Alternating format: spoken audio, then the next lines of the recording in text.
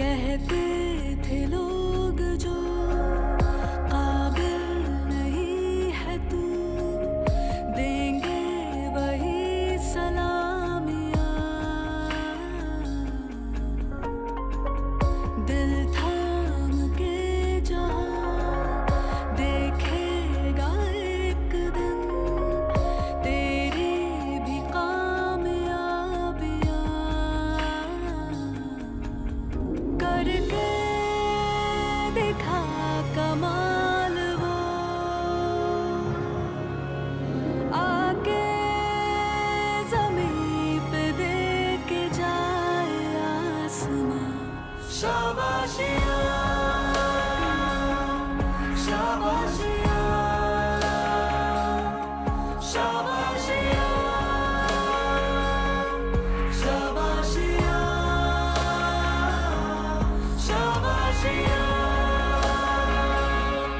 शाबाशियाँ, शाबाशियाँ, शाबाशियाँ। नमस्कार. आपण जो आता व्हिडिओ बघितला, काय वाटलं बरं हा व्हिडिओ बघून? असं वाटलं नाही का की आपणही असं आयुष्य जगायला हवं? पण जर आपल्याला असं आयुष्य जगायचं असेल तर आपल्याकडे पाहिजे पॉझिटिव्ह ॲटिट्यूड, उच्च विचारसरणी आणि सगळ्यात महत्त्वाचं म्हणजे एक उत्तम आरोग्य. जर ह्या तिन्ही गोष्टी आपल्याकडे असतील तर कोणतीही स्त्री अगदी सहजपणे किचनपासून चंद्रापर्यंत जाऊ शकते. चला तर मग बघूया की एका स्त्रीने आपल्या उत्तम आरोग्याची काळजी कशी घेतली पाहिजे.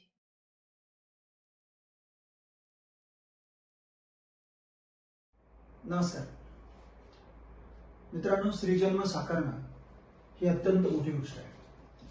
स्त्रीजन्म साकारणं म्हणजे खूप मोठी कसरत आहे. त्या कसरतीमध्ये त्या स्त्रीला ज्या ज्या भूमिका करायला लागतात त्या सगळ्या भूमिका विविध प्रकारच्या असतात. प्रत्येक भूमिकेचं जे काही इन्व्हॉल्वमेंट आहे, जी पद्धती आहे ती वेगवेगळी असते. मुलगी म्हणून वेगळी जबाबदारी, सून म्हणून वेगळी जबाबदारी, आई म्हणून वेगळी जबाबदारी, पत्नी म्हणून वेगळी जबाबदारी, व्यावसायिक असेल तर व्यावसायिक म्हणून वेगळी जबाबदारी, नोकरी असेल तर नोकरी करताना असणाऱ्या जबाबदाऱ्या वेगळ्या. थोडक्यात एका विमानामध्ये आपण ज्यावेळेस बसतो त्या वैमानिकाची भूमिका त्या स्त्रीची असते. त्यामुळे मला असं वाटतं की मी काही जे बोललो इथून पुढे तुम्हाला सगळ्यांना पटेल असं नाहीये, परंतु स्त्रीजन्म हा खरंच खूप काही खडतर आहे. पण ह्या खडतर जन्माला सगळ्यात चांगलं करायचं असेल तर आपल्यासाठी आरोग्य हे खूप महत्वाचं आहे. आरोग्याचे मी 4 प्रकार मानतो. त्यात फिजिकल हेल्थ हा विषय येतो, मेंटल हेल्थ हा एक विषय येतो, न्यूट्रिशनल हा एक विषय येतो आणि स्पिरिच्युअल हेल्थ हा एक विषय येतो.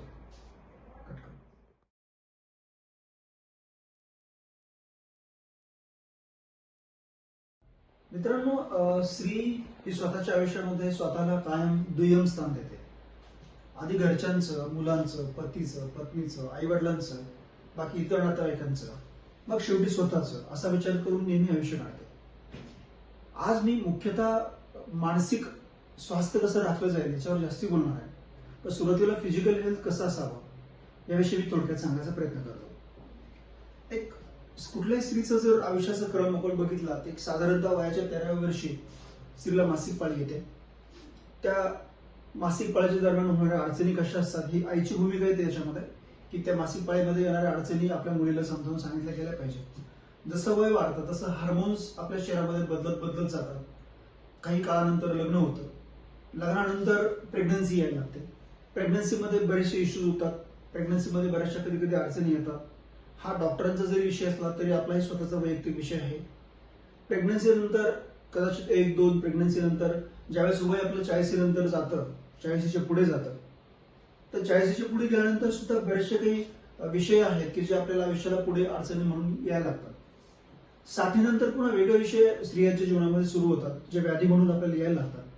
त्यात काही अनुवंशिक व्याधी जर असतील तर दुर्दैवानं उदाहरणार्थ थायरॉइड असेल किंवा ब्लड प्रेशर असेल किंवा काही हृदयाचे व्याधी असतील किंवा डायबिटीज असेल, तर हे बरेचसे व्याधी हे अनुवंशिकनुसार स्त्रियांना केव्हाही होऊ शकतात.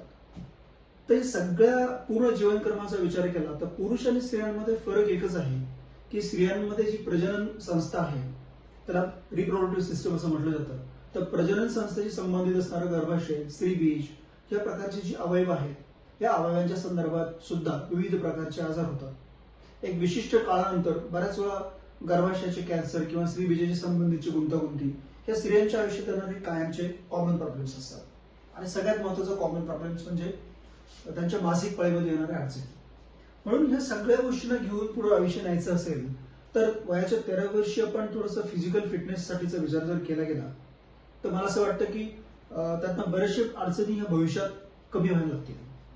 सगळ्यात महत्वाचं जर स्त्री शहरी भागात राहत असेल तर शहरी भागात राहणाऱ्या स्त्रियांचं किंवा मुलींचं जीवनक्रम हा थोडासा वेगळा असतो. ग्रामीण भागात राहणाऱ्या स्त्रियांचा जीवनक्रम हा थोडासा वेगळा असतो. ग्रामीण भागामध्ये मानसिक कामं फार कमी असतात किंवा ताणतणावाची कामं कमी असतात. शेती हा प्राधान्यानं उपक्रम असल्या कारणानं घरामधली कामं आणि शेतीची कामं यामुळे स्वतःचं स्वास्थ्य टिकवण्यासाठी त्यांना वेगळी मेहनत घ्यावी असं वाटत नाही. शहरामध्ये ज्यावेळेस आपण जगतो त्यावेळेस तिथल्या वातावरणामध्ये नैसर्गिक गोष्टी बऱ्याचशा नसतात. त्या नैसर्गिक गोष्टी नसल्या कारणानं बऱ्याच वेळा आपल्याला त्या गोष्टी मिळवण्यासाठी शारीरिक मेहनत करायला लागते. माझा म्हणण्याचा उद्देश आहे की शारीरिक मेहनत म्हणजे व्यायाम करायला लागतो. जो दिनक्रम घराच्या सगळ्यांच्या नुसार ठरवला जातो त्या दिनक्रमामध्ये जर आपण व्यायामाला अत्यंत महत्व दिलं, अशा पद्धतीचा व्यायाम की जो आपल्याला आरोग्यासाठी सगळ्याच बाजूने फायद्याचा आहे, त्याच्यामध्ये मग योगा असेल, त्याच्यामध्ये ब्रिस्क वॉक असेल, त्याच्यामध्ये जिम असेल, त्याच्यामध्ये ट्रेडमिल असेल, जो व्यायाम की ज्या व्यायामातून तुम्ही थकताय, तुमची एनर्जी जाते आणि एनर्जी गेन करण्यासाठी तुम्ही फिट होताय, तुमचा उत्साह वाढतोय, उत्साह वाढून तुमच्या जबाबदाऱ्या जेवढ्या काही आहेत त्या तुम्ही सहजपणे पेलताय, अशा प्रकारचे व्यायाम जर आपण कमी वयामध्ये सुरूच केले. जसं उदाहरण मी बॉलिवूडचं मुद्दाम देईल की जर कोणाला बॉलिवूडमध्ये जायचं असेल तर सुरुवातीपासूनच आपण ते स्वप्न ठेवतो की मी कसं दिसावं, मी कसं राहावं, मी काय खावं, माझा फिजिकल फिटनेस कसा असेल. हा सगळा विचार जर प्रत्येक स्त्रीने आपल्या आयुष्यात एक 13-14 वर्षानंतर सुरू केला तर फिजिकल फिटनेस राखण्यासाठी योग्य ते व्यायाम हे आपण नक्कीच करावे. परत आनुवंशिक बाजूंचाही अभ्यास आपण करायला हवा. आम्ही काही विविध विषयांवर मेल फिमेलच्या फिटनेस विषयी कुठल्या वयात कुठले फिटनेस आपण फोकस केले गेले पाहिजे याच्यासाठी आम्ही बराचसा अभ्यास केला आहे. जसा तो अभ्यास येईल त्यानुसार आम्ही त्या गोष्टींचं महत्व तुम्हाला सांगूच. परंतु मला असं वाटतं की आनुवंशिकता असणाऱ्या आजारांचा अभ्यास जर लवकर झाला तर आपण त्याच्यापासून कसं वाचावं यासाठी कुठले व्यायाम आहे, कुठला आहार आहे, कुठली मानसिकता आहे हे आपण समजावून घेऊ शकतो. त्यामुळे कुठल्याही स्त्रीला जर आपल्या आयुष्यामध्ये वेगळं काही करायचं असेल तर व्यायाम आणि शारीरिक स्वास्थ्य राखणं अत्यंत गरजेचं आहे.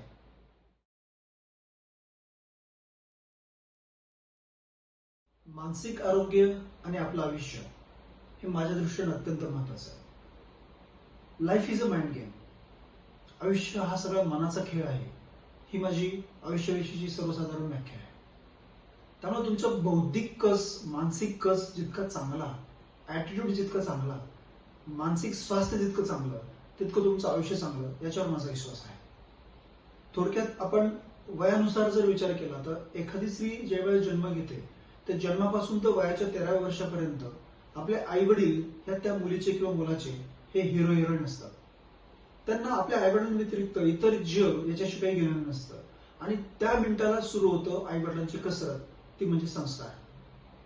त्यामुळे आपल्या जे काही ग्रंथ असतील किंवा जे काही संस्कारमय गोष्टी असतील हे मुलांना आपण त्या त्या वयामध्ये शिकवल्या, वयाच्या 13च्या आत ते संस्कार शिकवले गेले तर मुलांना एक दिशा मिळायला सुरू होते. म्हणून 13च्या आत आपण जर आईवडील हे जे हिरो हिरोईन असतील तर आईवडिलांचं सगळ्यात महत्वाचं कर्तव्य आहे की आपल्या मुलांना संस्कार द्या, ज्या संस्कारातनं त्यांचं आयुष्य घडणार आहे. एक 13 वर्षानंतर मुलं हे शक्यतो बाहेरच्या जगाकडे थोड्याशा वेगळ्या नजरेने बघायला लागतात, बाहेरचं जग थोडंसं समजायला लागतं. त्यात शहरामध्ये जे काही हार्मोनल इम्बॅलन्स व्हायला लागतो किंवा हार्मोनल चेंजेस व्हायला लागतात तेव्हा ते आपलं घर आणि समाज याचा अभ्यास करायला लागतात आणि समाजातल्या गोष्टींचा उलगडा होण्यासाठी त्यांची उत्सुकता जागी व्हायला लागते. हा हार्मोनल चेंजेसचा पार्ट आहे. ही उत्सुकता जागी होताना सगळ्यात महत्वाचा रोल हा आईवडिलांचा येतो. ही उत्सुकता नक्कीच जागी व्हायला पाहिजे, परंतु ती कुठेतरी चुकीच्या मार्गाने जात नाहीये याचा मात्र पालकांनी विचार करणं गरजेचं आहे. मानसिक स्वास्थ्य ज्यावेळेस आपल्याला आपल्या मुलांचं किंवा मुलीचं चांगलं ठेवायचं असेल तर वयाच्या 13 वर्षानंतर तुम्ही मेंटली टच होणं, मुलांशी टच होणं अत्यंत गरजेचं आहे. ह्या वयामध्ये मुलांना योग्य दिशा देणं ही आपली जबाबदारी आहे आणि त्यांच्या शरीरामध्ये होणारे बदल समजावून घेऊन त्यांचा कुठलाही ट्रॅक चुकणार नाही याची खात्री करून घेणं हे आईवडिलांचं कर्तव्य आहे. त्यामुळे वयाच्या 13 पासून 18 पर्यंत 16 पर्यंत जे टीनेज म्हटलं जातं, या टीनेजमध्ये जे काही शारीरिक बदल होत असतात की स्वतःही मुली अभ्यास करतात, मुलंही अभ्यास करतात. हे बदल का, कशामुळे, कसे, हा जो डोक्यात चालणारा गोंधळ आहे हा शास्त्रानुसार आईवडिलांनी जर समजावून घेतला आणि मुलांना जर सांगितलं आणि त्याचं शास्त्रीय कारण समजून सांगण्याचा प्रयत्न केला, नाही समजलं तुम्ही डॉक्टरकडनं समजून घेतलं, तर ते बदल नैसर्गिक आहे हे समजायला लागतं. हे जर त्यांना कळालं नाही तर कुठेतरी वाम मार्गाला किंवा कुठेतरी विचार भरकटायला लागतात आणि अट्रॅक्शनकडे बरीचशी मुलंमुली जायला लागतात. त्यामुळे मला असं वाटतं की आपले आईवडील ज्यावेळेस आपले हिरो हिरोईन असतात त्यानंतर आपल्या त्या हिरो हिरोईनचं ही जबाबदारी येते की वयाच्या 13 नंतर आपल्या पाल्यांना मानसिक शिक्षण देणं गरजेचं आहे. हे शिक्षण आपल्या विचारांमधनं देणं गरजेचं आहे. त्या प्रकारचे विचार कुठल्या कुठल्या पुस्तकांमध्ये मिळत आहेत, कुठल्या कुठल्या व्याख्यानांमध्ये मिळत आहेत, कुठल्या कुठल्या व्यक्तींना मिळत आहेत, कुठल्या कुठल्या व्यक्तींच्या बायोग्राफीतून मिळत आहेत, अशा प्रकारच्या बायोग्राफींचा जाणीवपूर्वक अभ्यास आपल्या मुलांना करायला द्या. एक वेगळे व्यक्तिमत्व जर करायचं असेल तर या गोष्टी अत्यंत गरजेच्या आहेत. एक थोडक्यात मी सांगेल की सगळ्यात महत्वाचं मानसिक स्वास्थ्यामध्ये इंटेलिजन्स आणि इंटेलेक्च्युअल हे दोन विषय येतात. इंटेलिजन्स म्हणजे तुमच्या मुलामध्ये असणारी स्वतःची बौद्धिक कुवत, त्याचा संबंध अभ्यासाशी येतो. बौद्धिक कुवत चांगली आहे म्हणजे त्याची इंटेलेक्च्युअल लेवल म्हणजे वैचारिक पातळी चांगली आहे असं होत नाही. वैचारिक पातळी चांगली करण्यासाठी आपल्याला मी मगाशी म्हटल्याप्रमाणे विविध पुस्तकं वाचायला लागतील, विविध पद्धती समजून घ्यायला लागतील, विविध प्रगत झालेले लोक आहेत किंवा जीवनामध्ये काहीतरी इतिहास घडवणाऱ्या लोकांच्या बायोग्राफी समजून घेणं गरजेचं आहे. आपली एक स्वतःची विचारसरणी बनवणं गरजेचं आहे. एक विजन समजून घेणं गरजेचं आहे. मला करायचंय काय आयुष्यात हे समजून घेणं गरजेचं आहे. आणि याला सगळ्यात महत्वाची जबाबदारी पालकांची आहे. म्हणून 13 ते 18 या वयामध्ये मानसिक स्वास्थ्यामध्ये हा मुद्दा अत्यंत महत्वाचा आहे असं मला वाटतं. कारण जर या प्रकारचं वाचन तुम्ही तुमच्या पाल्यांना देताय, ह्या पद्धतीचं विचार तुम्ही पाल्यांना देताय, ह्या पद्धतीचं मोटिवेशन तुम्ही तुमच्या पाल्यांना देताय, तर आपल्या पाल्याला एक दिशा मिळते की माझ्या आयुष्यात करावं काय. आणि 18 वर्षानंतर ज्यावेळेस तो मुलगा किंवा ती मुलगी ज्यावेळेस घराच्या बाहेर शिक्षणासाठी जाते त्यावेळेस त्याची ती वैयक्तिक जबाबदारी येते की अरे मी सुद्धा ह्या विषयांना घेऊन स्वतःचं आयुष्य कसं घडवू शकतो. आणि ते आयुष्य घडवण्याचा काळ साधारणतः 24-25 पर्यंत असतो. 24 वर्षापर्यंत 25 वर्षापर्यंत जर एखाद्या मुलाला आपल्या मी कसं घडावं हे जर कळायला लागलं, ते घडणं किती सकारात्मक असावं, घडताना मी माझा इंटेलिजन्स कसा वापरावा, तो इंटेलिजन्स वापरताना त्यातनं इंटेलेक्च्युअल्स कसे डेव्हलप व्हावे, विचार सरणी कशी डेव्हलप व्हावी, यासाठी जर आपण प्रयत्न केले तर आपल्यासाठी विविध पुस्तकं वाचणं आणि विविध चांगल्या संगती ठेवणं, विविध पद्धतीचे व्हिडिओ जे आपल्याला मोटिवेट करतात, इन्स्पायर करतात हे बघणं आणि आपल्या आयुष्याचा गोल ठरवणं अत्यंत गरजेचं आहे. एकदा तो गोल तुम्हाला मिळाला की तुमची एक विचारसरणी बनायला लागते. आणि मला असं वाटतं की वयाच्या 24 पर्यंत जर ती विचारसरणी बनवली तर तुम्ही तुमचं ऍटिट्यूड डेव्हलप करता. आणि माझ्या मते ऍटिट्यूड इज एव्हरीथिंग. म्हणून ते ऍटिट्यूड एकदा तयार झालं की तुम्ही भरकटण्याचे प्रकार कमी व्हायला लागतात. तुमचे पाल्य कधी भरकटणार नाही कारण त्यांना दिशा मिळालेली आहे. त्यांना माहिती आहे मला करायचंय काय, त्यांना माहिती आहे मी कुठल्या विचाराने जगलं पाहिजे, त्या विचारांचे तत्व काय आहे ते त्यांना कळायला लागतं, त्या विचारांचं वजन काय, महत्व काय हे त्यांना कळायला लागतं. कारण त्यांनी अशाच लोकांना फॉलो केलेलं असतं ज्या लोकांनी मोठा इतिहास घडवलाय स्वतःच्या कर्तृत्वानं. म्हणून इंटेलेक्च्युअल्स आणि इंटेलिजन्स डेव्हलप होण्याचं ह्या वयातल्या काही प्रोसेस ज्या आहेत त्या प्रोसेस आईवडिलांना समजावून घेऊन आपल्या मुलांना योग्य दिशा ही वयात द्यायला पाहिजे. दुर्दैवाने अशा काही गोष्टी लक्षात येतात की आपल्या मुलांना रामायण महाभारत वयाच्या 20-22 वर्षी सुद्धा माहिती नाही. मग आपण काय संस्कार देतो मुलांना, या संस्कारातून मुलं काय घडणार आहेत पुढे, त्यांना काय विजन येणार आहे, त्यांना काय गोल दिसणार आहे. मगाशी जो व्हिडिओ आपण सुरुवातीला बघितला त्या व्हिडिओमधलं जी काही लोक किंवा मुली घडल्या किंवा त्या लेडीज घडल्या, हे घडण्यापाठीमागे हा विषय अत्यंत महत्वाचा होता. याला म्हणतात माइंडसेट. तुमचा माइंडसेट कसा आहे तो माइंडसेट तुमचा ऍटिट्यूड घडवतो आणि तुमचा ऍटिट्यूड तुम्हाला घडवतं. आणि आयुष्यभर पुन्हा तुम्ही कधीही आयुष्यामध्ये कितीही अडचणी आल्या तरी तुम्ही एकदम सर्वसामान्यप्रमाणे ते सोडवल्या जातात. ताणतणाव कसे घ्यावेत, ताणतणावाचं नियोजन कसं करावं, आलेल्या अडचणींचं नियोजन कसं करावं, आपण व्यावसायिक बुद्धी कशी वाढवावी, आपण नोकरी करत असू तर त्यातनं त्या इन्स्टिट्यूटचं भलं कसं होईल, माझ्या आयुष्याचं भलं कसं होईल हा विचार यायला लागतो. आपण भरकटत नाही. परमेश्वराने स्त्रियांना एक सिक्स सेन्स दिलेला असतो. सिक्स सेन्स म्हणजे काय की काही गोष्टी त्यांना कळत असतात ज्या पुरुषांना फारशा कळत नाहीत. तो सिक्स सेन्सचा वापर करून जर स्त्रियांनी स्वतःला घडवण्यासाठी मी मगाशी बोलल्याप्रमाणे प्रयत्न केले तर त्या व्हिडिओत दाखवलेल्या जेवढ्या काही व्यक्तिरेखा आहेत त्या व्यक्तिरेखांसारखं जीवन तुम्ही नक्कीच घडू शकता याची मला खात्री आहे. त्यामुळं वयात आल्यानंतर लग्न झाल्यानंतर लग्नानंतर स्वतःचं करिअर घडवताना स्वतःला घडवताना कुठला तरी मोठा विचार करून जर तुम्ही जायला लागलात, त्या विषयाने स्वतःचा मेंदू परिपक्व करायला लागलात, तर तुमच्या आयुष्यामध्ये तुम्ही काहीही करू शकता याचा माझा पूर्ण विश्वास आहे.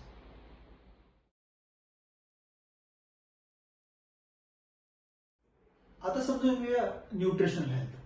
ऑलरेडी स्त्रियांना हा विषय सांगण्याची फारशी गरज आहे असं मला वाटत नाहीये, परंतु न्यूट्रिशनल हेल्थ, मी मगाशी जे फिजिकल अँड मेंटल हेल्थ बोललो, याला बूस्ट करण्यासाठी एनर्जी जी लागते, त्या एनर्जीला आपण न्यूट्रिशनल हेल्थ म्हटलं तरी चालतं.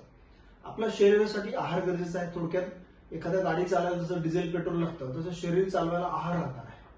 तो जर आहार पोषक असेल तर तुमचं मेंदू आणि शरीर, थोडक्यात मानसिक स्वास्थ्य आणि शारीरिक स्वास्थ्य याचा संबंध तुमच्या न्यूट्रिशनशी संबंधित येतो. त्यामुळे तुमचं पोषण जितकं चांगलं तितकं तुमचं काम आयुष्यामध्ये चांगलं व्हायला लागतात. एक साधारणतः मागच्या काही शास्त्रामध्ये तसा उल्लेख आहे की जसा तुम्ही आहार घेता तसा तुम्ही विचार करता. म्हणून तो योग्य आहार कुठला, त्यामध्ये न्यूट्रिशन पार्ट किती महत्वाचा, त्याच्यामध्ये पौष्टिक आहार कसा असावा याचा अभ्यास प्रत्येक स्त्रीने आपल्या आपल्या किचनमध्ये जर केला तर मला असं वाटतं पूर्ण घराला एक पौष्टिक आहार जर मिळाला तर त्यातनं मानसिक आणि शारीरिक स्वास्थ्याचा बॅलन्स व्हायला लागेल. त्यामुळे पौष्टिक आहार म्हणजे काय हे जर आपल्याला कळत नसेल तर आपण एखाद्या डायटिशियनकडे जाऊन ते समजावून घ्यावं, किंवा असंख्य पुस्तकं आहेत त्याच्यामध्ये पौष्टिक आहार कुठले, थोडक्यामध्ये त्याच्यामध्ये नंबर ऑफ व्हिटॅमिन्स जायला पाहिजे, मिनरल्स जायला पाहिजे, कार्बोहायड्रेट सुद्धा शरीरासाठी गरजेचे आहे, शुगर सुद्धा शरीराची गरजेचे आहे, त्याच्यानंतर सगळ्यात महत्वाचं प्रोटीन्स शरीरामध्ये गरजेचं आहे. ते कसे घ्यावे, प्रत्येक वयानुसार किंवा वजनानुसार त्याचे घटक कशा प्रकारे शरीरात जायला पाहिजे याचा शास्त्रामध्ये उल्लेख आहे.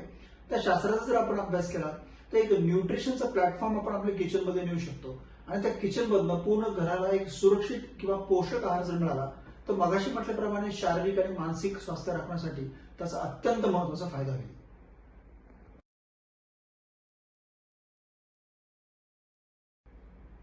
एक स्पिरिच्युअल हेल्थ म्हणजे काय, ऍक्च्युली हा हेल्थचा प्रकार आहे का हा बऱ्याच लोकांना शंका असेल, पण माझ्या दृष्टीने नक्कीच आहे. कोणी जर विचारलं देव आहे, मी बघितलं नाहीये पण मी त्याला हो असं म्हणेन, कारण तो स्पिरिच्युअल हेल्थचा पार्ट आहे.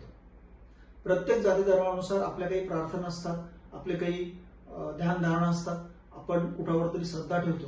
ही श्रद्धा ठेवणं, कुठेतरी विश्वास ठेवणं, मेडिटेशन करणं, त्यातनं मन स्थिर करणं याला स्पिरिच्युअल हेल्थ असं म्हटलं जातं.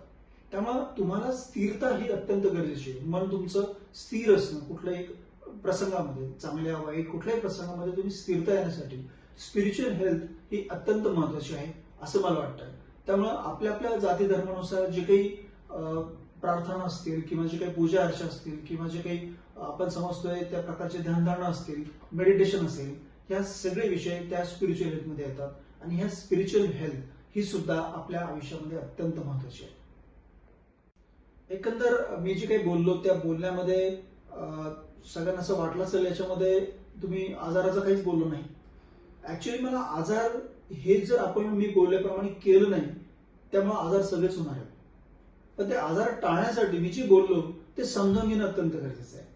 त्यामुळे मला असं वाटतं की प्रत्येक स्त्रीनं जर मी जे काही बोललो त्याच्यावर गांभीर्याने विचार केला, त्या विषयाला समजावून घेतलं, आपलं आयुष्य समजावून घेतलं, आयुष्यात प्रत्येक सेकंद समजावून घेतला, 86,400 सेकंद एका दिवसात आहे, त्या सेकंदाचं युटिलायझेशन कसं करायचं हे समजावून घेतलं, आपण प्रसन्न कसं राहायचं, त्याच्यानंतर आपलं स्वास्थ्य कसं ठेवायचं, मानसिक स्वास्थ्य कसं ठेवायचं, शारीरिक स्वास्थ्य कसं ठेवायचं, हे सगळे विषय एकत्र घेतले तर मला असं वाटतं की प्रत्येक पुरुषाला किंवा स्त्रीला असं वाटलं की I am a queen of my life किंवा I am a king of my life असं वाटायला लागेल. आणि दुसरं सगळ्यात महत्वाचं असं लक्षात यायला लागेल की let the problem come, I am there. येऊ देत अडचणी काय यायची तर मी तयार आहे. धन्यवाद. काय वाटलं हा व्हिडिओ बघून? मला तर असं वाटलं की प्रत्येक स्त्रीने जर आपलं शारीरिक आणि मानसिक आरोग्य जर जपलं तर प्रत्येक स्त्री ही स्वावलंबी आणि यशस्वी बनेल आणि स्वतःचे अस्तित्व निर्माण करेल आणि त्यापेक्षा कोणतेही मोठे सुख असेल असे मला वाटत नाही.